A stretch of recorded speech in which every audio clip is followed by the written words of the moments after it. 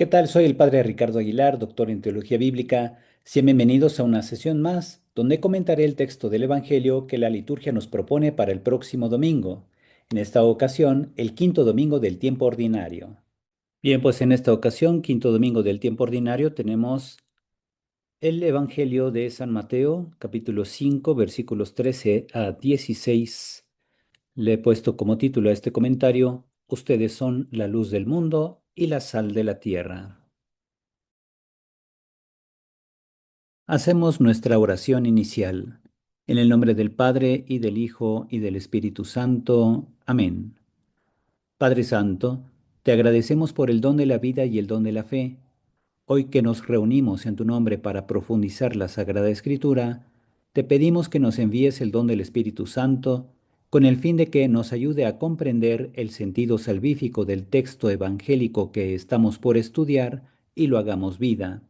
Te lo pedimos por Jesucristo nuestro Señor. Amén. Santa María, sede de la sabiduría y reina de la paz, ruega por nosotros, en el nombre del Padre, y del Hijo, y del Espíritu Santo. Amén. Procedo ahora a leer el texto del Evangelio.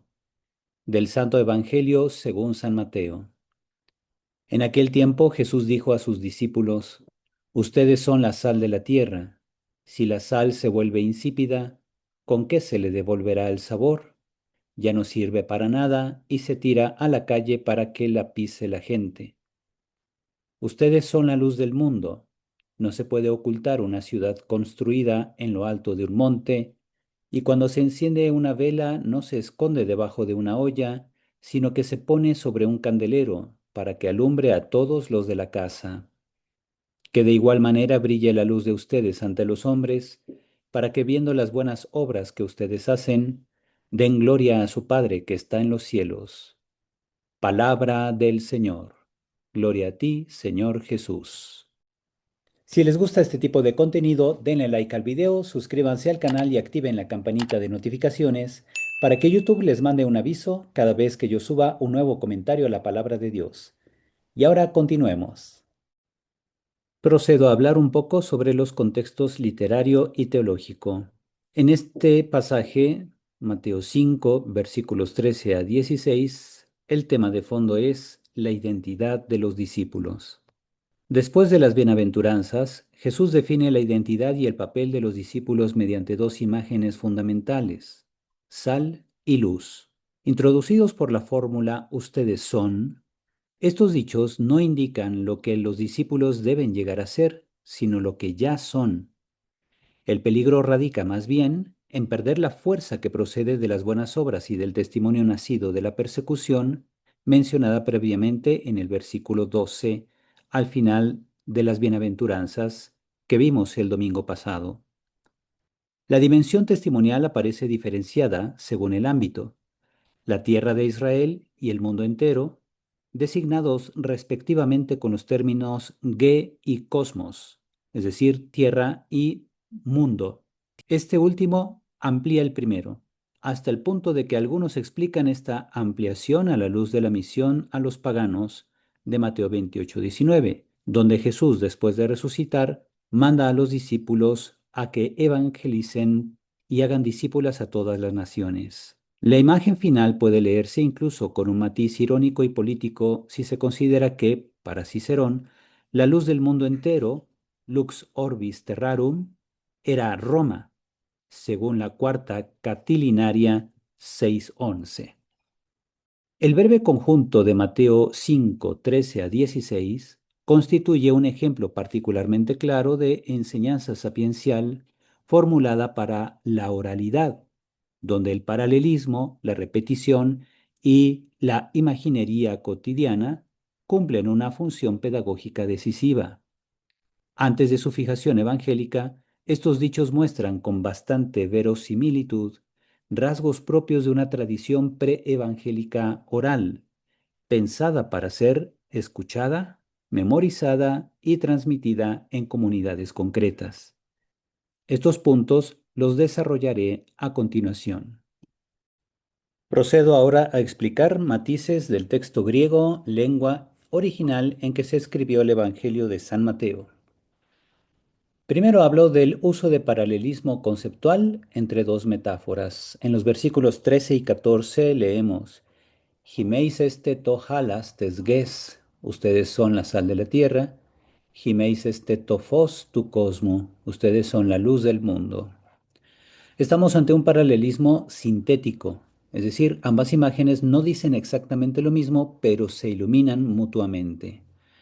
La sal remite a la influencia invisible pero decisiva, mientras que la luz apunta a la visibilidad inevitable del testimonio. Juntas configuran una pedagogía integral del discipulado, eficacia transformadora y manifestación pública. Este paralelismo tiene una clara función mnemotécnica. Presenta dos imágenes simples, domésticas, tomadas del ámbito cotidiano, fácilmente recordables y transmitibles. La duplicación metafórica refuerza la fijación del mensaje sin necesidad de abstracciones conceptuales. Repetición formularia y anclaje identitario. La fórmula Giméis este, que significa ustedes son, repetida en estos dos versículos, funciona como un marcador identitario y como una estructura formularia, muy propia de la oralidad. Introduce una declaración performativa, es decir, que al ser pronunciada, configura la identidad de los discípulos. Como técnica de oralidad, la repetición del mismo inicio facilita la memorización y subraya el carácter comunitario del mensaje que se dirige a un ustedes colectivo, típico de la enseñanza pública de Jesús. Continuando con los matices, vemos también un paralelismo progresivo y escalonado. El pasaje presenta también un paralelismo progresivo, especialmente visible en la secuencia de la luz. En el versículo 14 tenemos en su primera parte la expresión de la luz del mundo y en la segunda parte la mención de la ciudad sobre el monte. En el versículo 15 se habla de la lámpara en la casa y en el versículo 16 Jesús menciona la luz que brilla ante los hombres. Este encadenamiento va de lo macro, cuando se habla de cosmos y polis, o sea, del mundo y la ciudad, a lo micro, cuando se habla de la oikía, es decir, la casa. Y de ahí de nuevo se pasa a lo social, en prosten ton anthropon, delante de los hombres o ante los hombres. Desde una perspectiva de estrategias de oralidad, este movimiento en espiral facilita la comprensión mediante ampliación y concreción sucesivas, una técnica típica del discurso didáctico hablado. Así, el oyente recibe una serie de imágenes encadenadas, cada una reforzando la anterior. Después tenemos el paralelismo antitético implícito, ser y dejar de ser.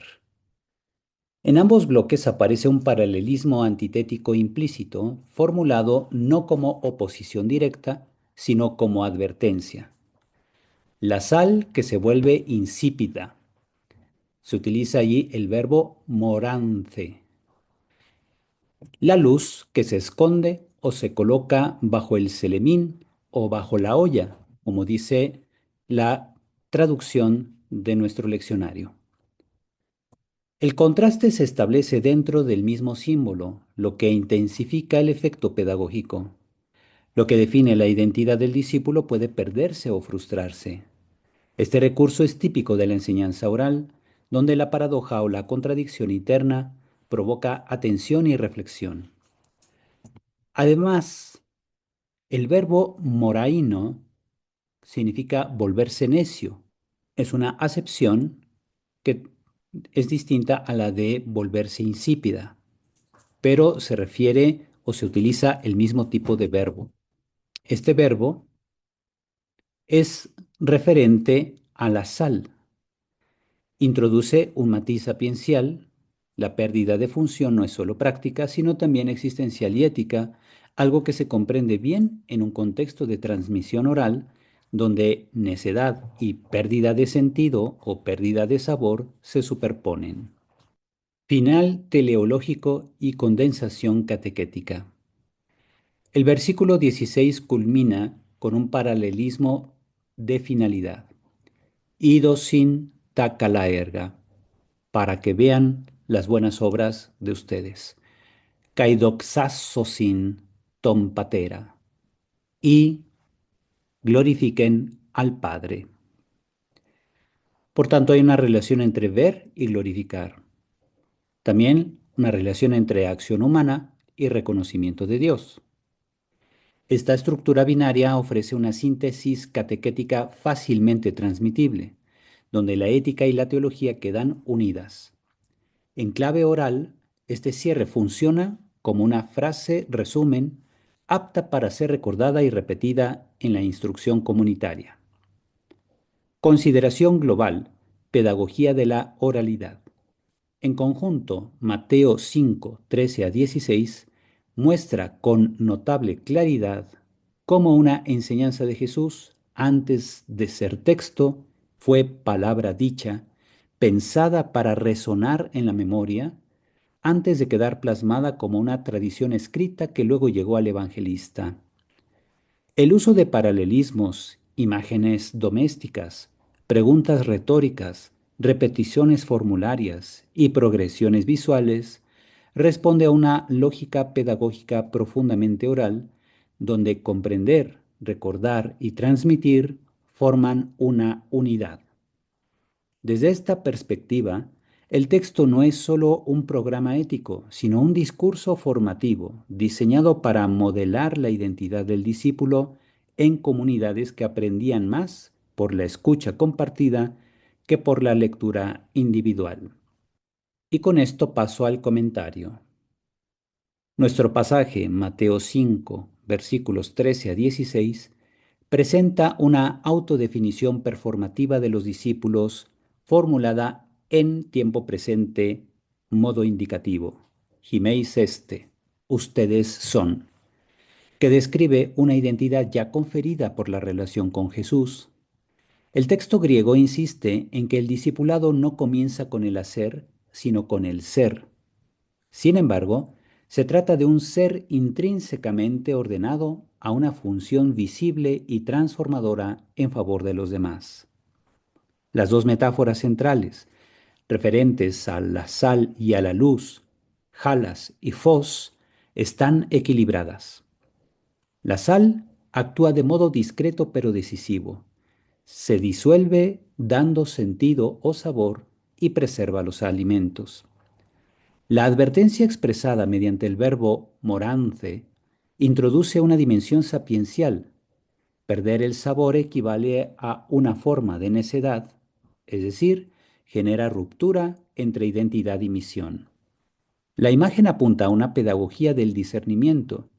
No basta con pertenecer a la comunidad eclesial, el discípulo debe cuidar y fomentar su vocación dentro de la iglesia para contribuir a su vida dinámica. La luz, en cambio, no puede ocultarse sin contradecir su naturaleza. La progresión retórica, luz del mundo, ciudad sobre el monte, lámpara en la casa, refleja una estrategia típica de la oralidad, pero también una teología de la visibilidad. La fe no se reduce a una experiencia privada. El verbo en modo imperativo, tiempo auristo, lampsato, que significa brille, o sea, brille la luz de ustedes ante los hombres, concentra la exhortación final y conduce a la finalidad del pasaje. Las obras buenas no buscan la autoafirmación del discípulo, sino la glorificación del Padre.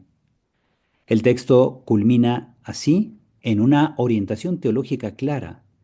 La ética cristiana es doxológica, es decir, busca glorificar a Dios y no solo tratar bien al semejante. Así el pasaje articula de manera sencilla y profunda una espiritualidad de la presencia, donde identidad, testimonio y glorificación de Dios forman una unidad inseparable, expresada con recursos propios de una enseñanza oral destinada a ser recordada, compartida y vivida comunitariamente. Y ahora con esto paso a las enseñanzas para la vida. Primera enseñanza, la fe se verifica en su capacidad de dar sabor a la vida cotidiana. Ser sal de la tierra implica transformar la realidad social desde dentro, humanizando relaciones, palabras y decisiones.